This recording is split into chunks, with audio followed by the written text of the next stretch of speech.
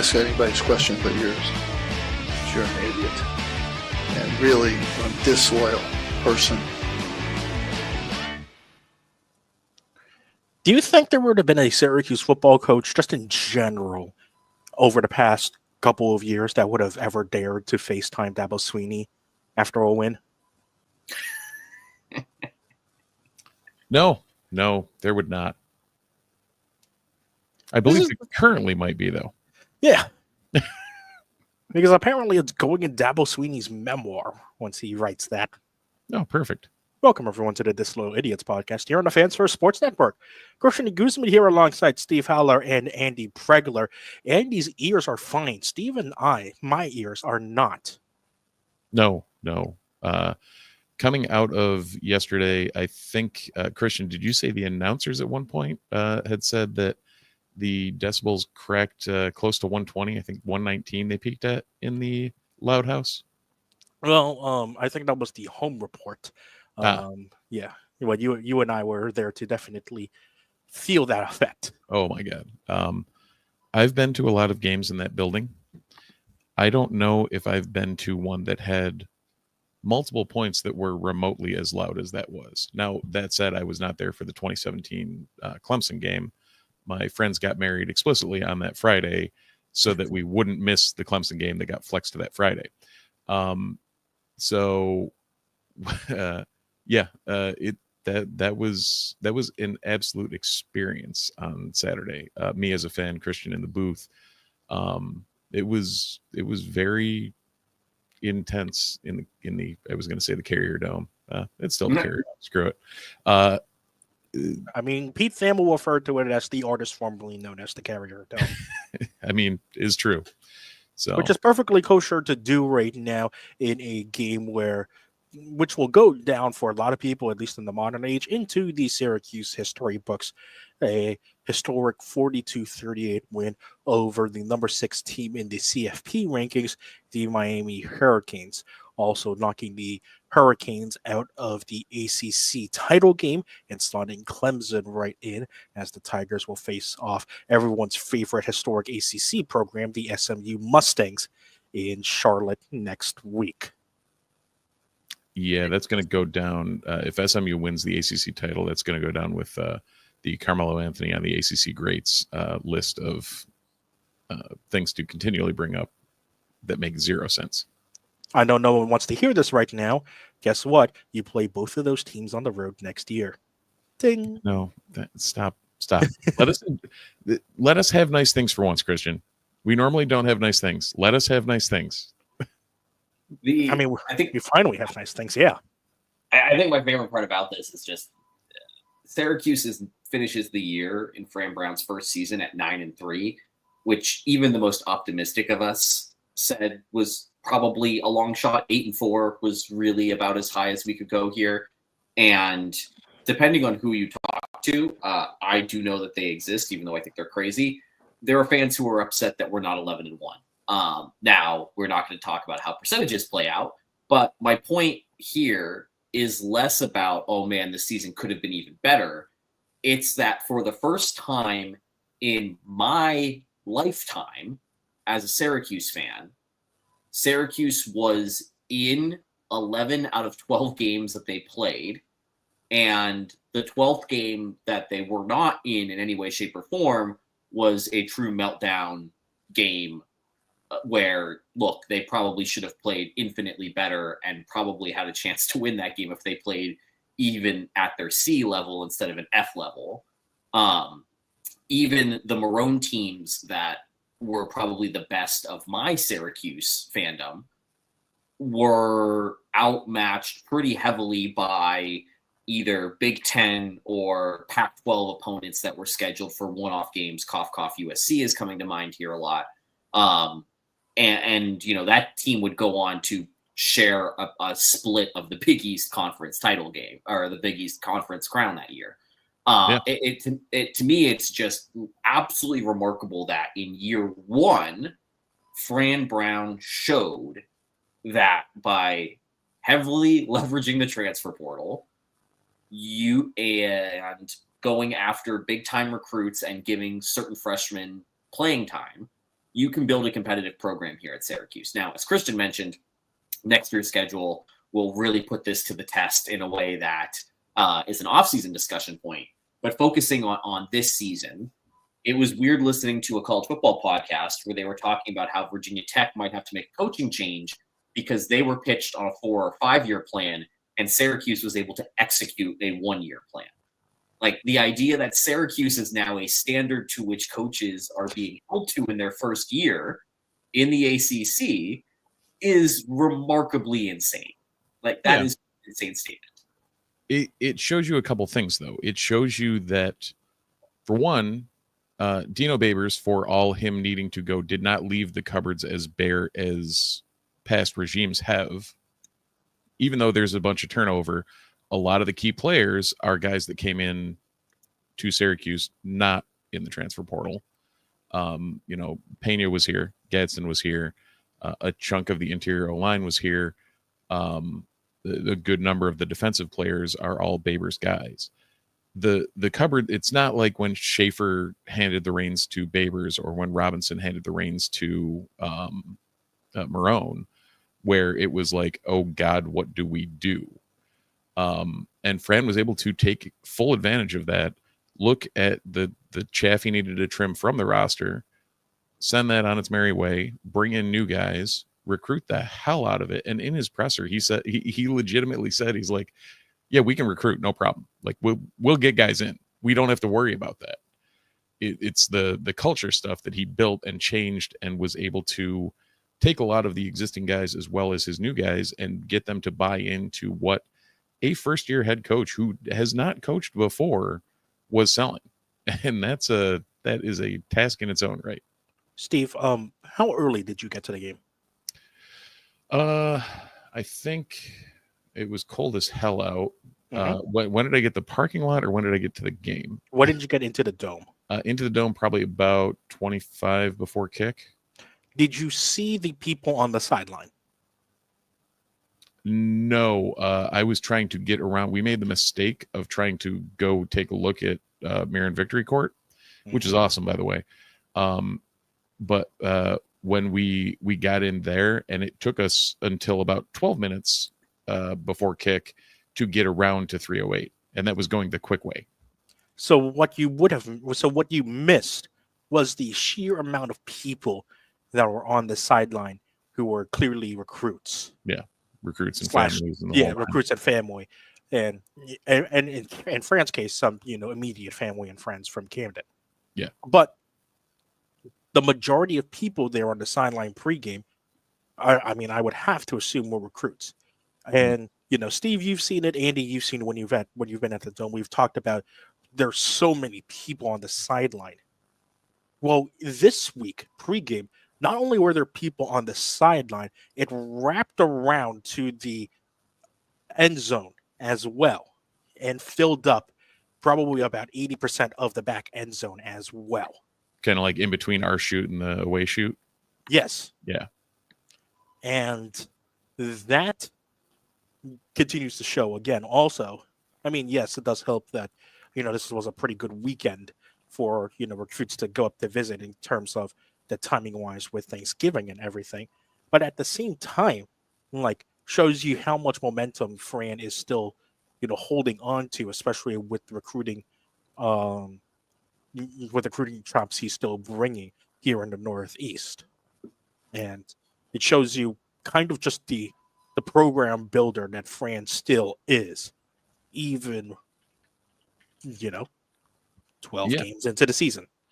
Yeah, and I think, again, for those that might not be following, I had a friend reach out to me and basically ask the question I think is on everybody's mind, because we're going to talk about Kyle McCord's record-setting season, and this season, I don't know if you guys do this, but with the game on Saturday and with all college football games wrapping, Syracuse finishes the season as the #1 passing offense in the country.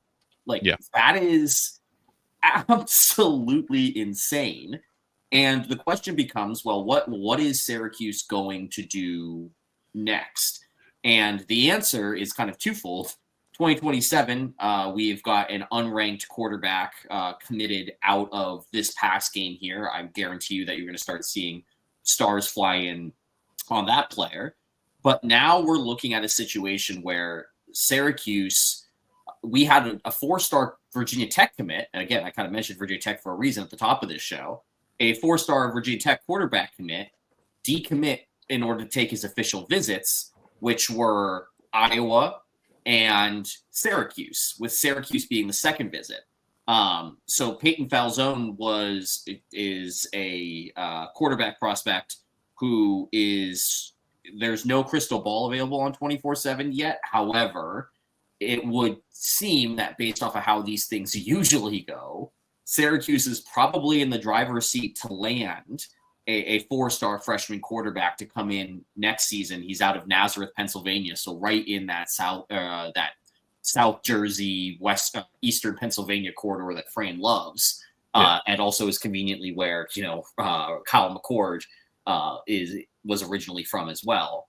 It just feels to me, to Christian's point, this is something that we are pretty plugged into this. No one saw it coming. Like there is almost the only person who had it was the Virginia Tech beat writer who had the decommit. And I think that this is the part of the work that is really impressive to Fran, because we see and hear Fran a lot, but we actually don't see him all that much because we only see him on the radio show and we see him when he does the press conference. And it's really clear. There is an apparatus around Syracuse football that did not exist previously, that comes from a guy who worked at Georgia, bringing that infrastructure to Syracuse in a way that we've never experienced here before. Yeah, and that's we're potentially having this Virginia Tech flip on top of 2 3-stars coming in Luke Carney and Rich Bielin. That the quarterback room goes pretty deep on the young kids. The question will be, do you rely on developing one of those kids? Or I think right now, Michael Washington Jr. is probably the backup, right? Whatever. I think one way or another, right it's him, Del Rio Wilson, some combination of them. Yeah, right. I mean, first of all, I didn't preseason.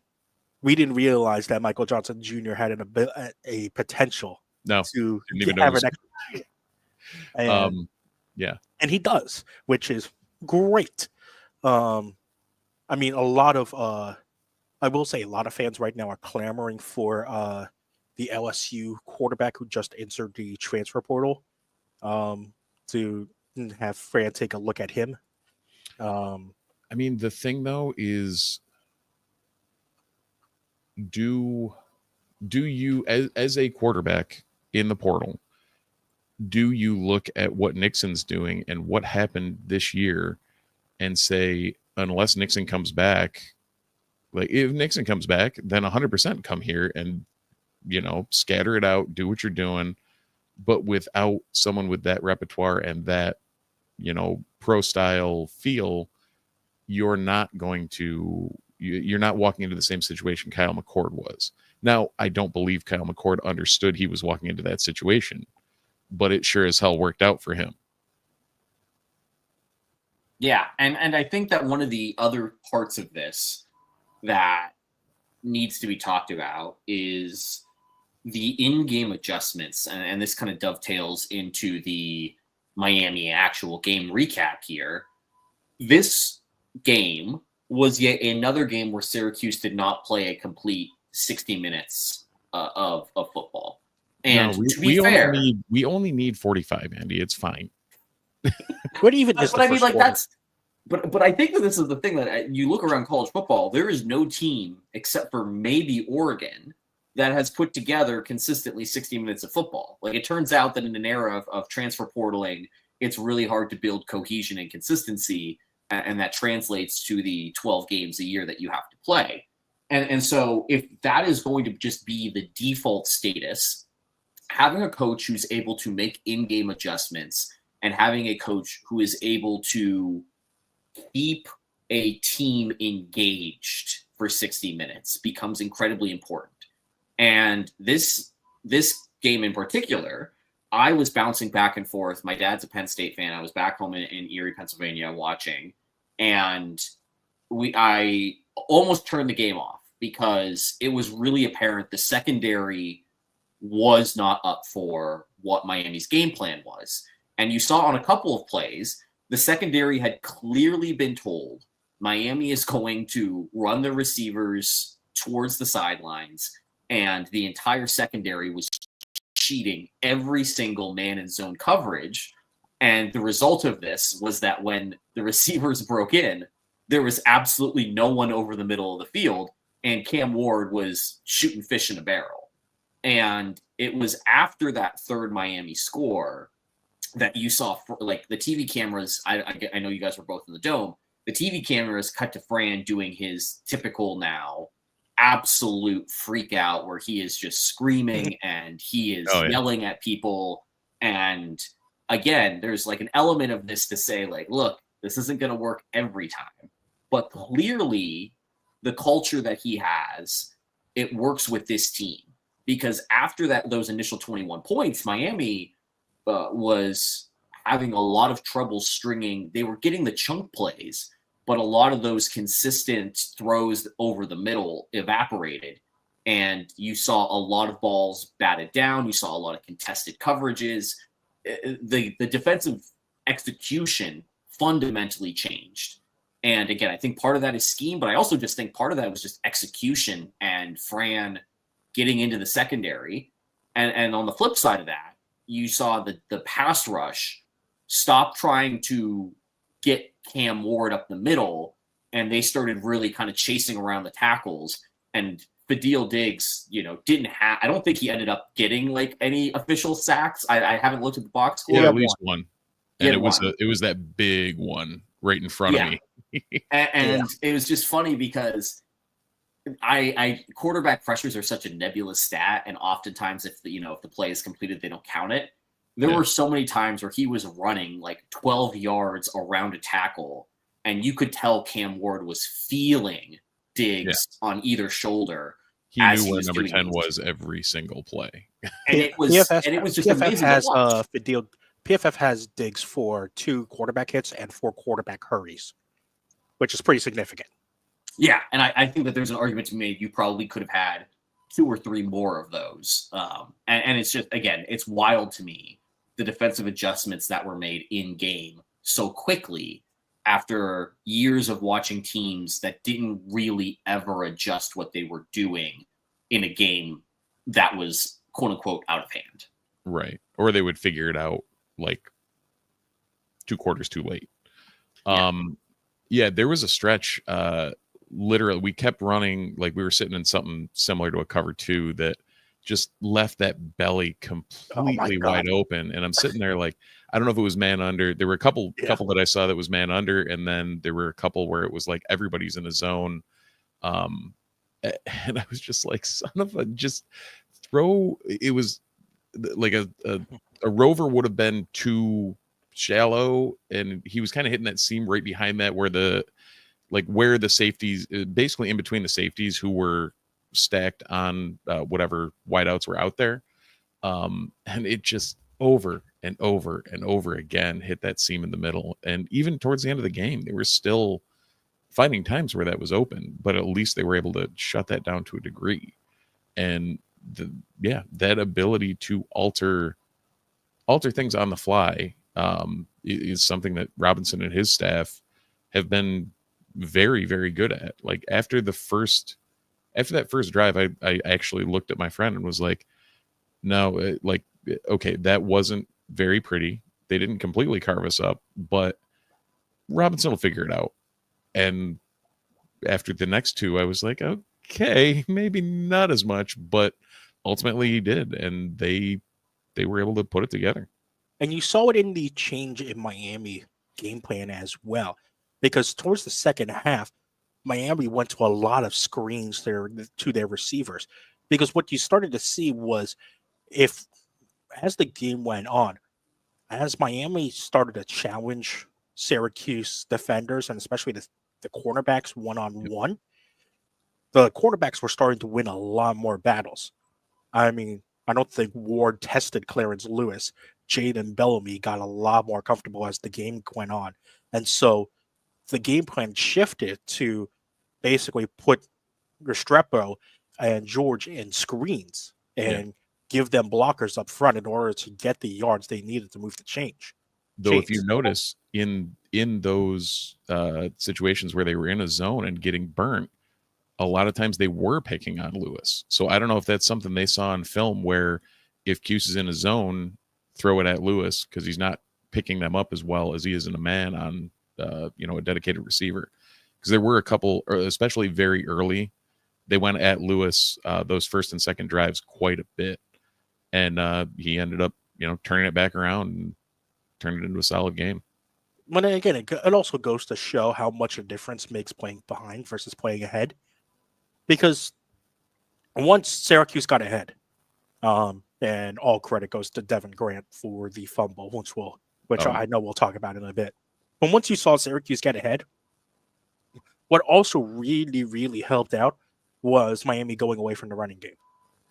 Because, the defensive line had its moments, but didn't look, for me, at least in my opinion, didn't look particularly great the entire game because Miami's running backs were very, very good in getting at least 4 or 5 yards a carry.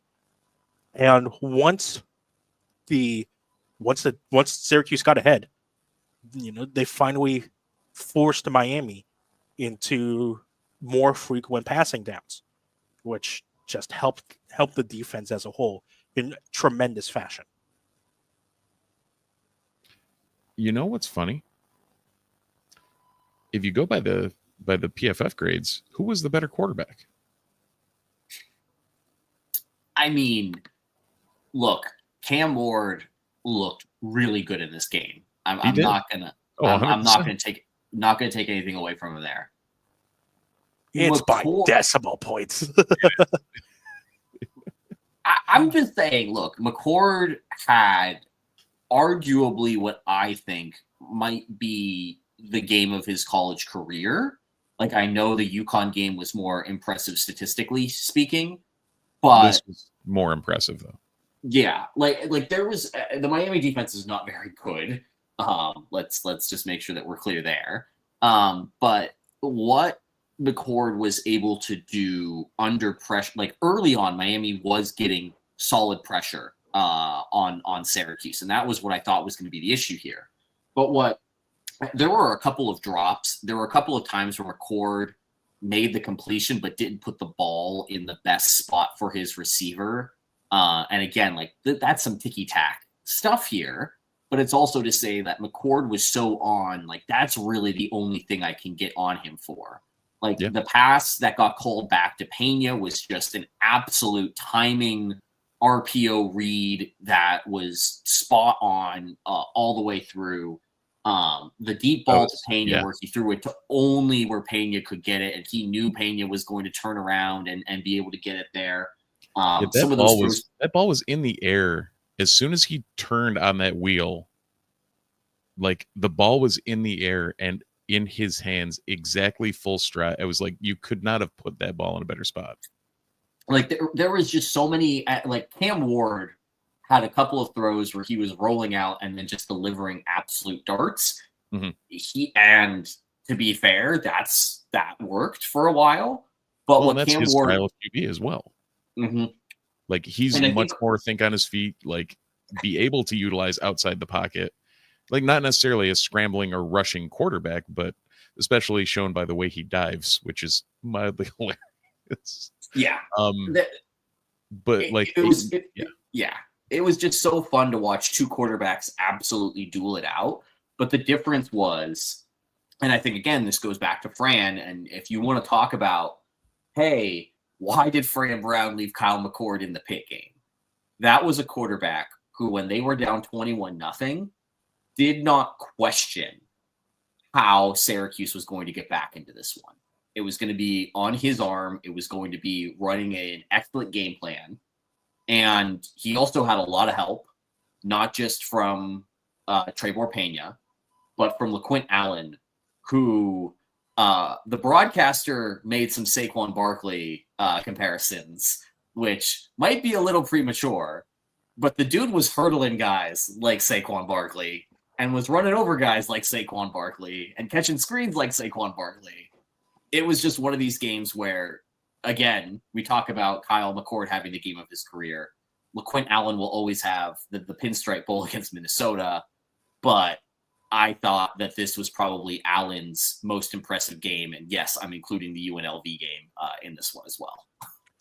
I mean, like, a lot of fans are going to look at Allen's stats at this game and see 22 rushes for, I believe, 88 yards, which, you know, for a running back, you would think, oh, that's not the particularly exciting. It's 22 rushes for 82 yards. But you forget the 6 catches for 61 yards also. Yeah. Which for most wide receivers in general is a pretty decent game. So the fact that you add on 22 rushes for 82 yards and also 2 touchdowns to boot on the ground, like, it's hard to overstate the value that Allen brings. I mean, there's a reason why Fran is always, like, you know, harped on how Allen is, you know, the toughest, most important guy on the team. There's a reason for that. I mean, he was even lobbying in the post-game conference. Hey, you guys in the media, you've got to tell him to come back for another year. So, yeah. The presser, if anyone hasn't seen Brown's presser or even the player pressers, both. It was a great one yesterday. Fran, watching that press conference, I mean, watching most of the press conferences this year, but 100%, I mean, Christian, you're always in the room with it. Watching him just talk about this team, you understand how these players are, you know, willing to run through a wall for him. He throws it out there, you know, he doesn't mince words. He doesn't try and throw coach speak on it. He just tells you what he's thinking. Like, he literally called out, I think one, he was like, who was saying we don't win in November? What's up now? I was like, okay. Like, he's just straight up calling. He's like, I told the guys to party tonight and to look after each other and get back to work tomorrow. And, you know, stuff like that where he gets it and these kids will be able to respond to what he's got going and where he's leading this program. Can we talk about my guy, Devon Grant, for a second? Yeah. I mean, again, change the game with the strip of Restrepo. Yep. And running it all the way back. Here again, for those who didn't watch the Fran Brown presser, here's the more impressive part about that Devon Grant play. He's been playing for the past 4 weeks with a torn MCL. Yep. It's amazing, again, what we're talking about, what Fran is getting out of these guys. And again, like, to a coaching point here, there was something on film that they must have seen with Restrepo and with Miami's first choice running back, with the way that they carry the ball. Because every single time, and again, sometimes it was to their detriment, but with those two guys specifically, the intent was not wrap this guy up, it was rip this ball out. Yeah, Fletcher more than Martinez, but yeah. I believe Restrepo had a fumble last week as well. Yeah, and again, like, that's like again, we've all played NCAA 25. You can jack that slider up for fun, anyways. But it was very clearly on Martinez and Restrepo, because every other play, at least from what it looked like on TV, every other play was just like a typical, just bring this guy down. With those two, and like, you knew it was a thing because Marlo Wax tried it multiple times on Martinez, and if the captain's doing it, you know, lead by example here. And obviously Grant was successful in that. And I think what the craziest part was is that you watched it on TV, and I don't know what it was like in the dome, but on TV it was really clear that Restrepo was not down. And I thought that they were reviewing whether or not Grant had stepped out of bounds rather than if he was down before the ball got popped out. Yeah, and so yes, from where I was... And just to confirm, Restrepo did have a fumble last week against Wake Forest. Uh, So two Yeah. straight weeks with a fumble for Restrepo. So I was sitting straight on my seats where Grant entered the end zone. My seats are directly up from that. So I was watching kind of the back of Restrepo. Oh, so And you had the then- perfect angle. Well, it was hilarious because like we saw Restrepo, and then we saw ball come flying loose. Grant basically pick it up off the dribble and just start sprinting at us, and we're like, "What's going on?" Like, okay, this is great, but it was complete from and it's not much better from the press box, but from the distances, like the clarity of what you can actually see live is always questionable. Hence why if you were in our Slack or in our text message group, I'm constantly, hey, what actually happened there? What's going on?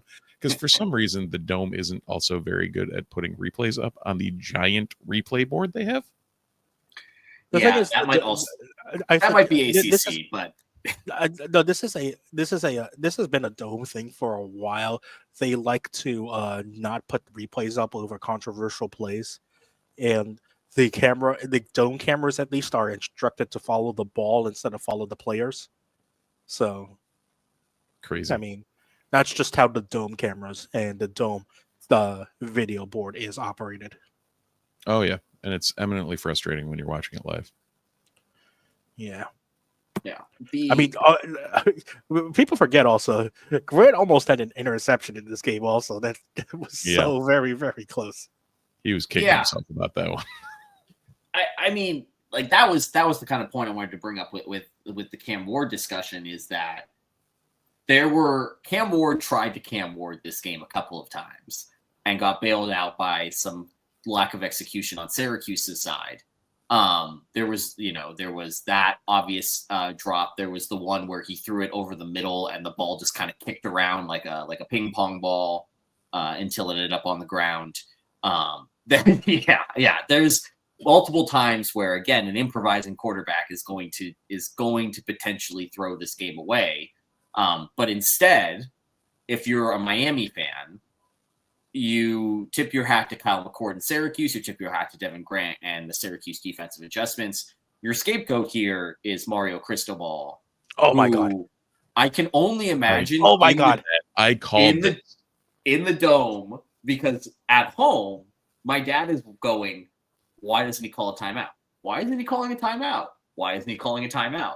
I was going, why didn't he go for it on 4th and goal? Yeah. Why would you not like the fact that everybody watching in different vantage points was going, oh, he's about to do it again, was the cherry on top of this cake. I turned to Dan Tortora sitting next to me in the press box and literally went, this is 4 down territory, right? And then I see the kicker walk out and my hands go to my head and I turn to Dan again and say, what is Cristobal doing? He's throwing for content. And that's exactly what happened. Well, yeah, he I think it also was third. He burned 30 seconds trying to get the field goal unit out there. That too. He burned 30 seconds. He already lost one timeout due to dome noise. Yep. And also, like what? It was really funny to also, once that play happened, and once the kicking unit started coming out, me refreshing Twitter and immediately seeing Dan Orlovsky tweeting Miami should 100% go for this. Yeah.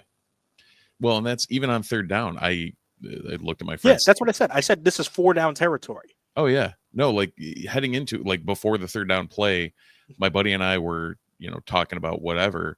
And he's like, so what are they doing? I'm like, or what are they going to do if they make, or if 4 down comes up? And I literally said to him, this is Mario Cristobal. He's probably going to kick it when he should go for it, or go for it on 4th. It's too easy to script this man. If there's a dumb maneuver to take, he seems to take it. Andy, I have a question. Ask away. Do you think Mario Cristobal can get something from Home Field Apparel to cheer him up? the only thing that's more consistent than Mario Cristobal blowing a game with time-wasting antics is how comfortable and how consistent you are going to find the home field apparel line of clothing. Steve wearing one of their baseball tees. I am wearing the 1959 National Championship shirt in honor of Fran Brown, letting everybody know that this is the standard that is now at Syracuse.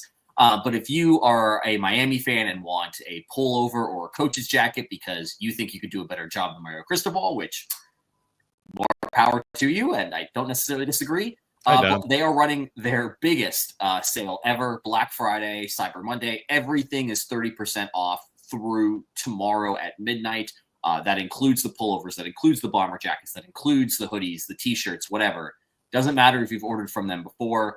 Use promo code BFCM24 for 30% off your entire order through Tuesday at midnight. And if for some reason you are listening to this podcast and you go, dang it, I missed that sale, then you can use promo code NUNES24, NUNES24, for 15% off your first order at Home Field Apparel. Get on that Black Friday sale. It's amazing. My wife and I were in matching Home Field Apparel core collection sweaters over the weekend. She has the maroon hoodie. I have the maroon pullover as I was watching my Sports Saturday start off well with Arsenal, which, by the way, Christian, we are enemies this week. There's there's a lot to love over at a Home Field Apparel if you're a Miami fan, if you're a Syracuse fan, if you're just generally a fan of college sports or really quality t-shirts, hoodies, the like. So I think to kind of put a bow on this Syracuse-Miami conversation, Steve, you're the old man here.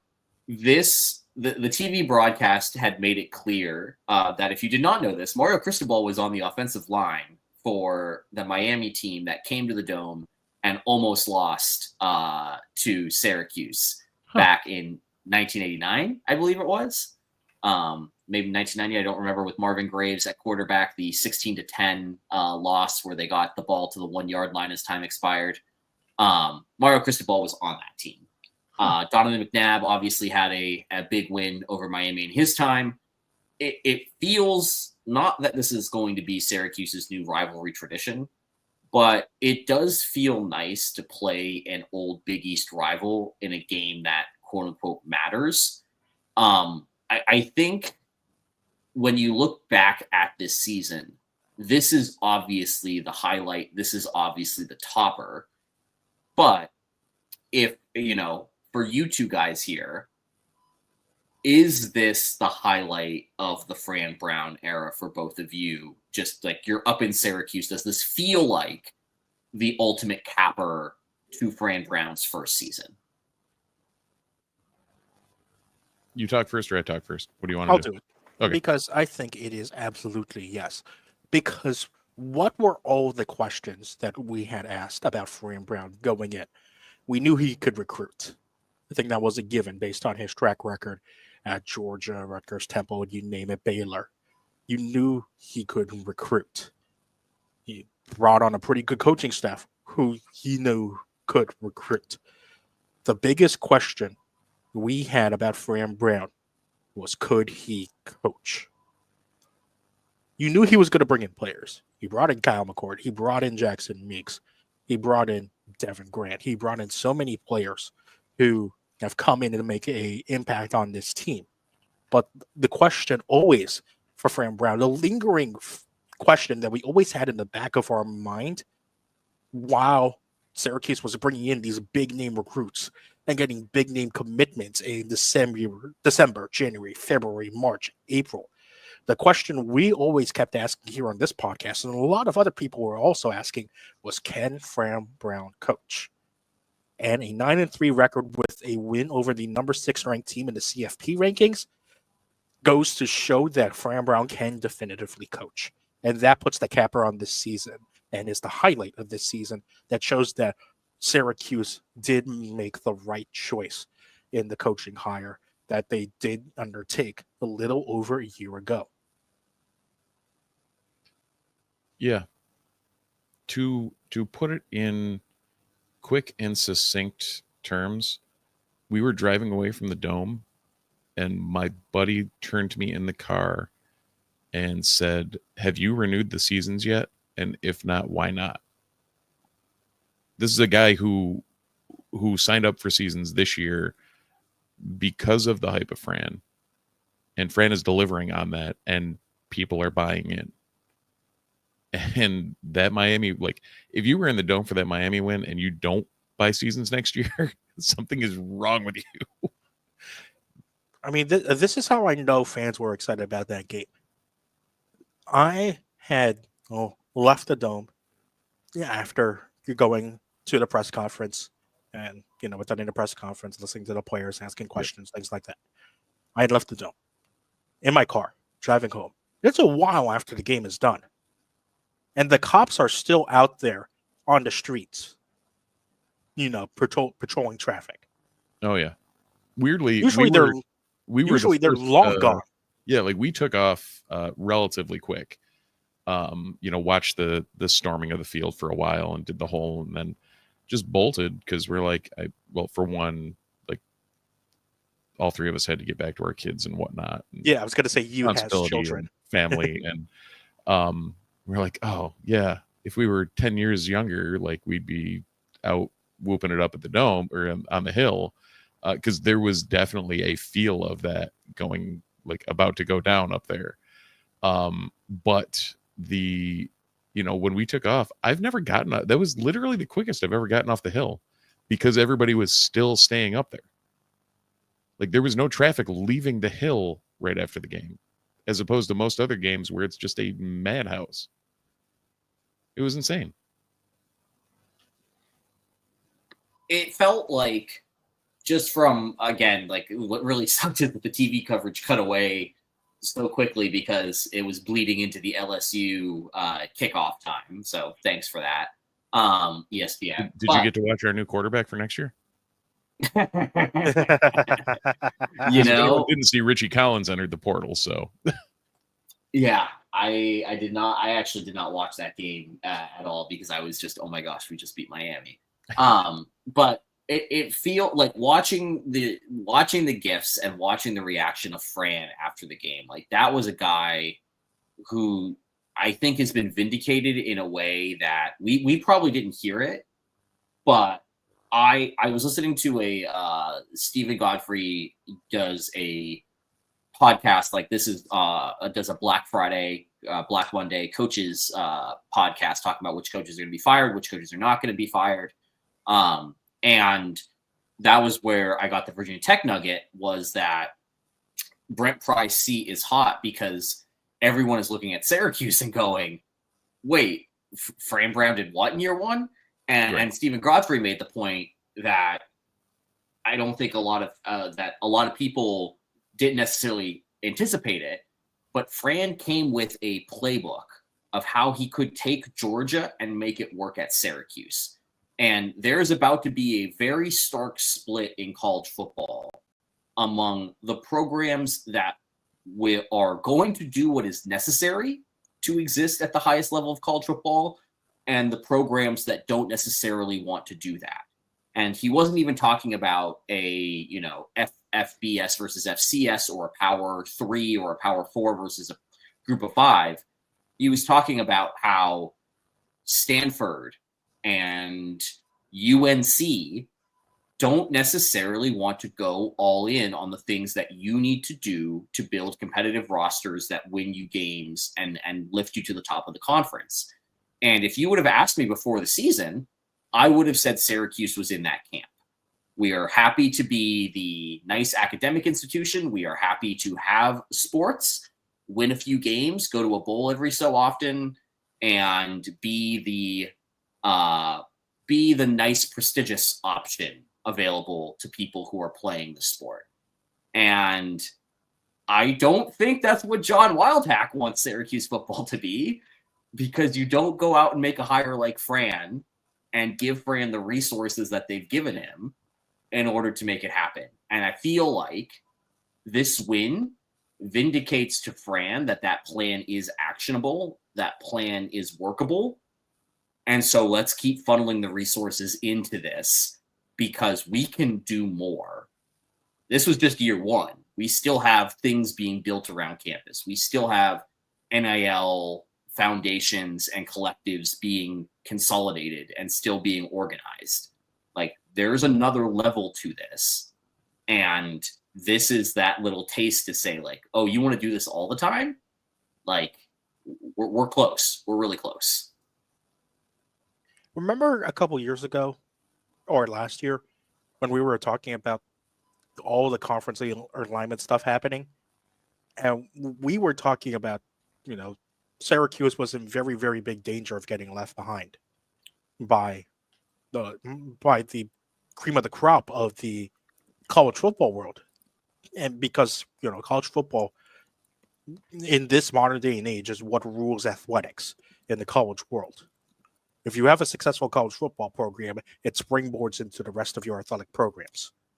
Yes. And we were having this discussion about, should the ACC fold? Because, it still looks like until something changes otherwise that might happen. There was still a non-zero chance of that happening just based on the current landscape of college athletics. Syracuse is not really, at least back, a couple years ago when conference realignment was happening, wasn't really an attractive option for another conference to add. And now, based on the momentum that Fran has built in just this one season, the building blocks are there to make Syracuse an even more attractive option, which is a marketed improvement to where we were not just 14, 15 months ago. I was going to say, 2 years ago, if you'd have told me what you just stated, I would have said, go home, you're drunk. Like, that there's no chance in hell. And here we are. I don't get it. I don't understand it. And I'm not going to complain about it. You know what's really insane? The fact that Fran has got a 2027 quarterback recruit committed last night. Also that.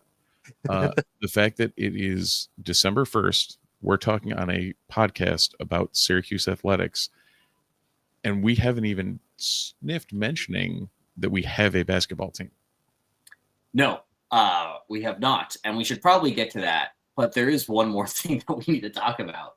The next time that we podcast, there's probably going to be mention of a bowl game. So for those, right. yeah. So for those that are unaware, the playoff has thrown a little bit of a wrench into a process that was already messy. For those of you that might not remember last year, the ACC got rid of the automatic seeding for bowl affiliations a couple of years ago and went back to the old let the bowl organizers call and negotiate with athletic directors and coaches method. Turns out it was terrible. And it's why Syracuse didn't know its bowl destination until Monday morning, because the ACC was dealing with the fact that Notre Dame didn't really want to go to El Paso, that there was a whole lot of things that needed to be worked out, and horses needed to be traded. Syracuse ends up in Boca Raton. I can report through some sourcing that there are 3 bowls that have reached out and begun preliminary conversations with Syracuse. This does not mean that these bowls will take Syracuse. Does not mean that Syracuse will go to these bowls. It just means that these bowl organizers have reached out to John Wildhack and Fran Brown in the football program and said, like, what is your level of interest? Do you think you could sell tickets? Usually these conversations happen when the conference has essentially said, look, these are the bands of teams that you can be looking at. Right now, Syracuse has been in contact with the Holiday Bowl, the Gator Bowl, and the Citrus Bowl.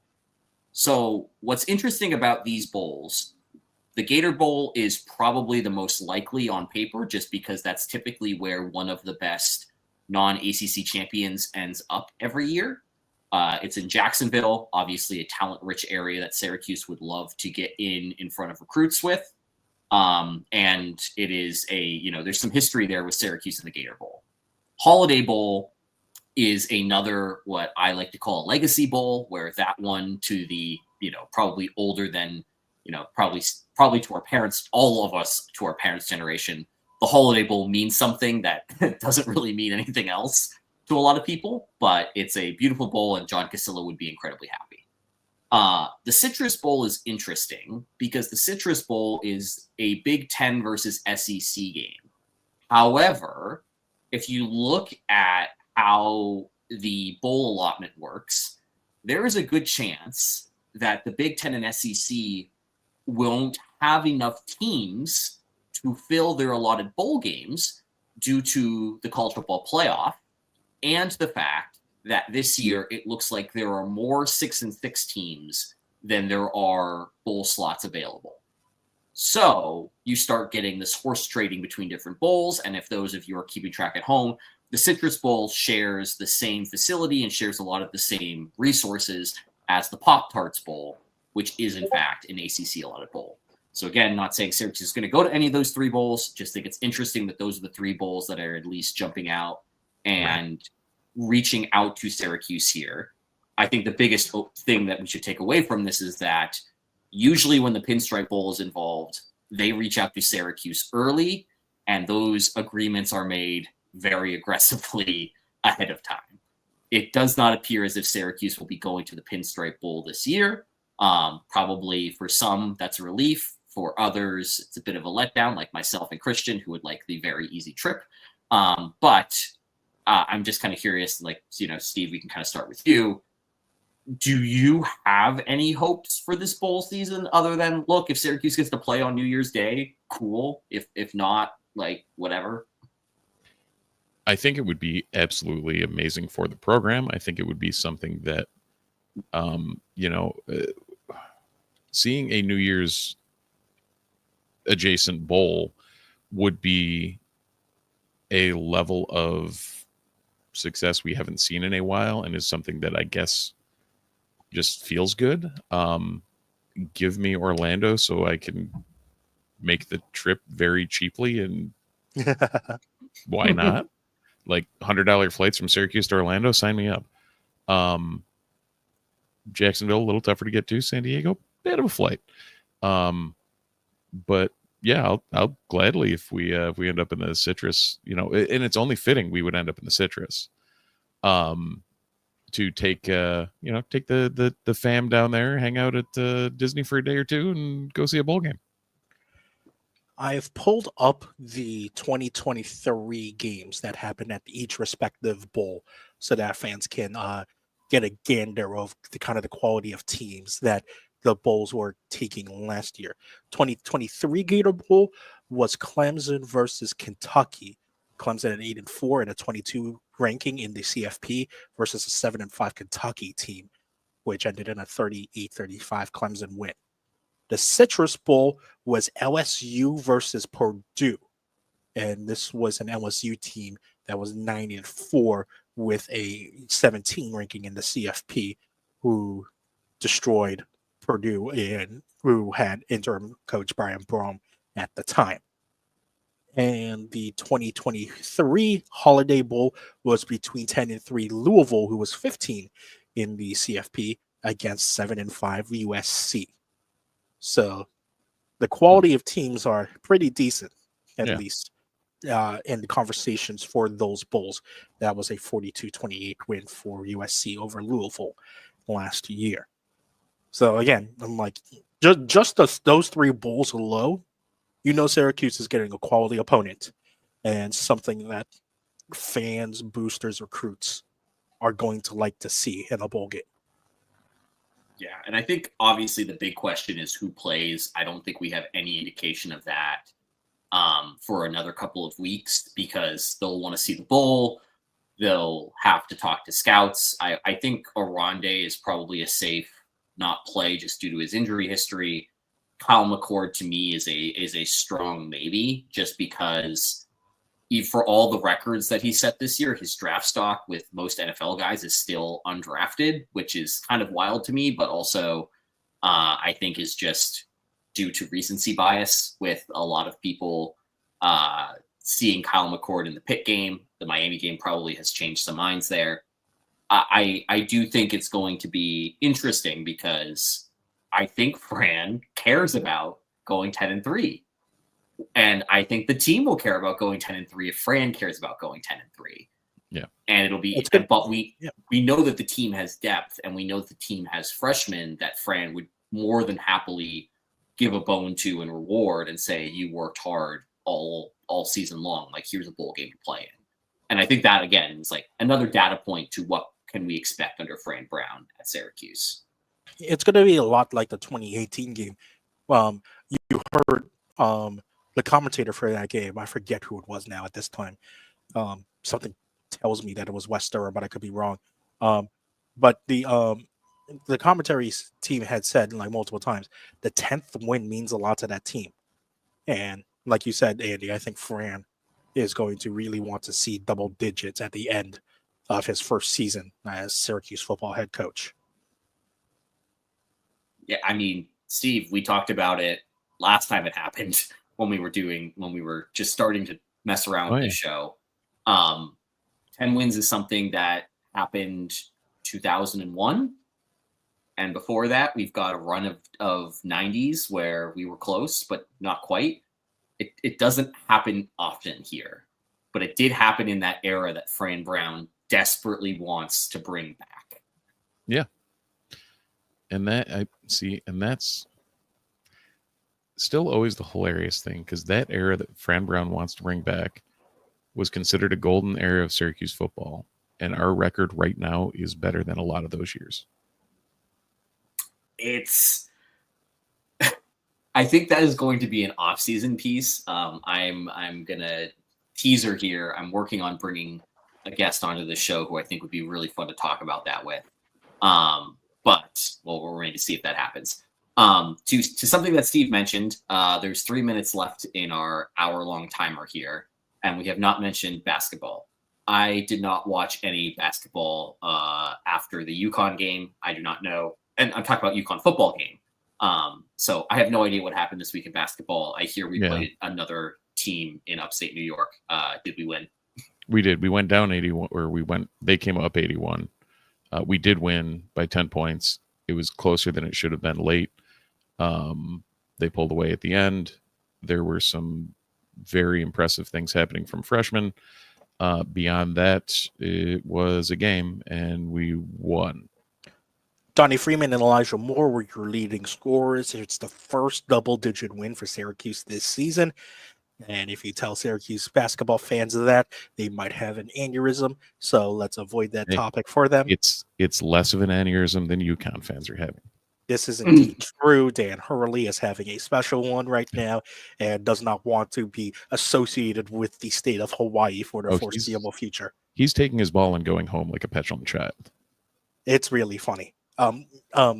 We were bringing up the one of my favorite moments as well of Dan Hurley when his first year against UConn, beating Syracuse in MSG, hyping up his players so much after the win, and then immediately composing himself to have the handshake with Jim Boeheim, which was just one of the funniest clips that I've seen in quite some time.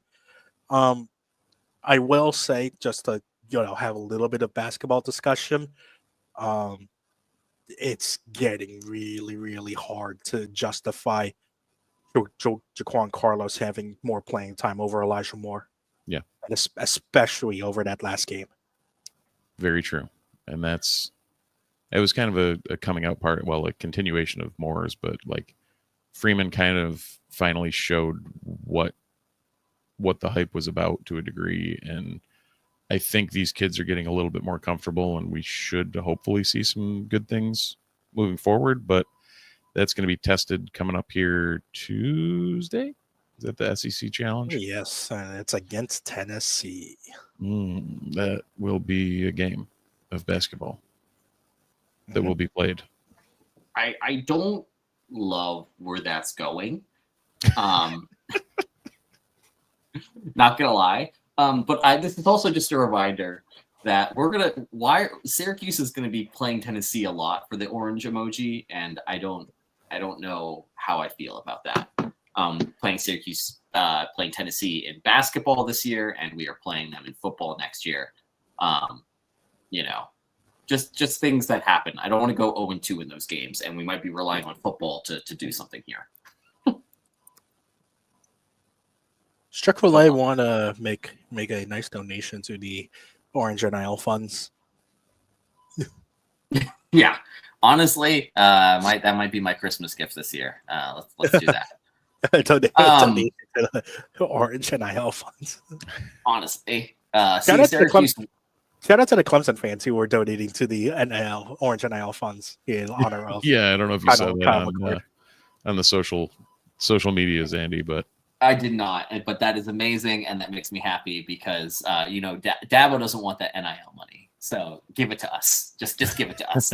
He will accept FaceTime calls from Fran though, so that's nice to know. Yeah. I'm okay with that. Oh my goodness. I am out of football things to talk about. Do you guys have more things to talk about? Again, recruits. Portal. Yes. am I going to have to start the spreadsheet up again? You are. God damn it. Again, let's continue to put things in perspective like we did the entire offseason last year. Syracuse has to commit in the class of 2027. And for some reason, like these in-season, quote-unquote in-season commits feel a lot more solid than the off-season commits. It's all weird. None of it feels real. I mean,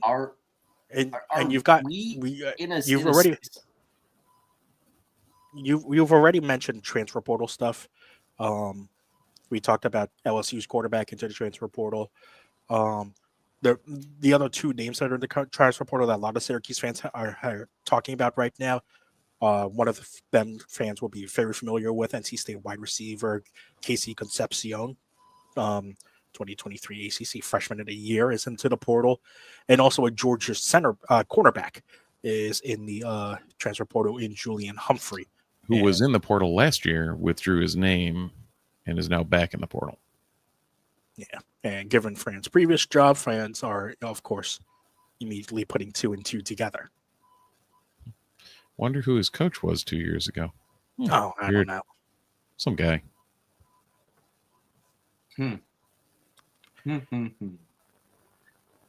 Very interesting, to say the least. Remember again when years past, we'd be dedicating 15 minutes at least for every recruit that committed to Syracuse. We would just have a recruiting podcast at that point. Yeah. That's what next week's probably going to be. Yeah, I'm excited. Yeah. I'm excited to see who comes in and who commits. Again, we've got some names that we're looking at, but I'm just remember, it was about next week. It was about that time when we saw Hibachis and Ferraris roll into the dome. Yeah, and this time that they've got a 9-3 team to recruit with, which again, not that Fran's going after that area, but there's a good chance that Purdue is going to be looking at changing head coaches. UNC is obviously open. See where the dominoes fall with UNC. Maybe that opens up some more areas. I think that we are in an interesting. The recruiting season is going to be interesting now that Fran actually backed up his talk with an amazing season. And I think that is going to lead us to be even more surprised than we were last year. And we were really surprised last year. One thing I will say to end this all off, Temple has hired Casey Keeler to be their new head coach. Jeff Nixon and Elijah Robertson were names that were floated early on in coaching talks for that Temple head coaching job, but they have hired someone else. Yeah, and Keeler from Pennsylvania, he's a Texas guy, but originally from Pennsylvania. So they did end up going with a local guy there instead of Nixon or Robinson. But again, like we're kind of mentioning here, there's still a lot of movement to happen. Fran has obviously wants to keep these guys, but is not going to get in the way of them taking a job that's better. And right now, Syracuse is ranked number 23rd in the AP poll. So there's only 22 teams that are better than Syracuse to offer these guys jobs at OC or DC or a head coach. So we'll see. I didn't think you'd be saying that for. What are we? You We're didn't think you'd be saying that for quite coaches, some right? time, huh? What was that? We're 25 in the coaches, right? Yes. 25 in the coaches, 23 in the AP, and we'll see where Number the playoff one puts in us. your hearts. Steve sending us out the right way. Thank you for listening to this week's edition of the Disloyal Idiots on Fans First Sports Network. This, as always, Steve, Christian, and myself, we appreciate your support. Make sure that you like and subscribe on the podcast platform of your choice. It helps us trick the AI into expanding the Ottoman Empire. Thank you so much if you were watching us live on Twitch or on Twitter or YouTube. We are here every Sunday night-ish at 8 p.m.-ish doing this and talking Syracuse sports, especially after big wins. Thank you if you were watching or listening to this on newsedition.com, our sister site. We really appreciate the continued support over there. And obviously you can read some of our works over there consistently as well. And also shout out to Home Field Apparel, sponsor as always, getting us through yet another football season. This time, not as good as Indiana, but still pretty damn good. Make sure you head over to their Black Friday sale, BFCM24 for 30% off your entire order until Tuesday, noons 2-4 for 15% off your first order if you miss that sale. Gentlemen, Syracuse is finishing the regular season ranked 9-3 and with a win over a top 10 opponent. This is better than I could have imagined, and I couldn't have done it with any other podcast hosts. We love you all. We love the Orange. Thank you, Fran Brown, for bringing this back to something that I didn't get to live through, but Steve sure did, and it was a great time. But this is way better. Go Orange. You guys technically lived through it. I just remember it. Remember, kids, the final lesson of the day: don't kick a field goal down 7 with 4 minutes left to go. Yeah, don't Cristobal it. Go Orange. Go Orange. Orange.